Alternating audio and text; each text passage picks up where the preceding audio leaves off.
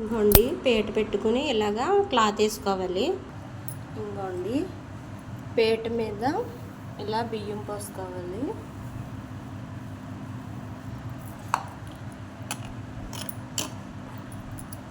ఇప్పుడు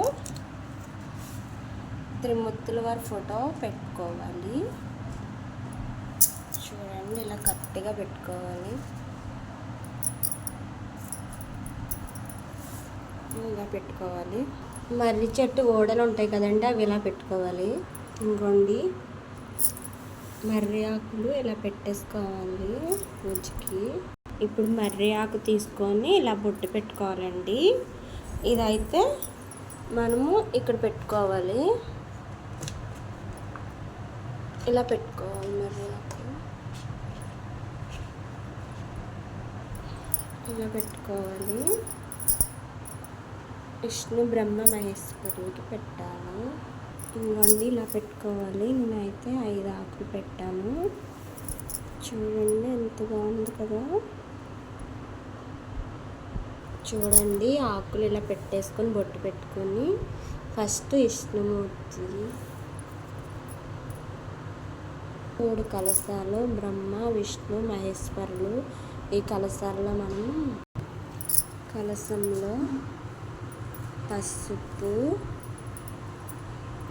కుంకుమ ఆవు నెయ్యితో కలిపిన అక్షింతలు కర్పూరం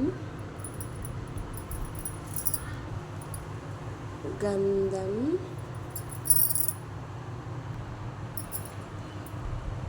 పచ్చి కర్పూరం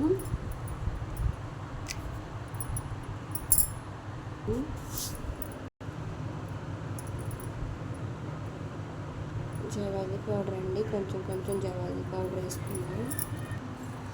ఇవి కాయిన్స్ అండి. ఇది ఒక్కొక్కటి వేసేసుకున్నాం. కొబ్బరికాయలకి అయితే ఇలా పసుపు రాసేసుకున్నా అండి. ఇలా 3 కలశాలు పెట్టుకోవాలి. 3 కలశాలు పెట్టుకున్నాను నేను.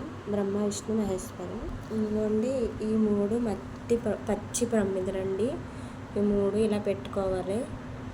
ఇదేమో వినాయకుడికి అండి, ఎడం పక్కన పెట్టుకోవాలి.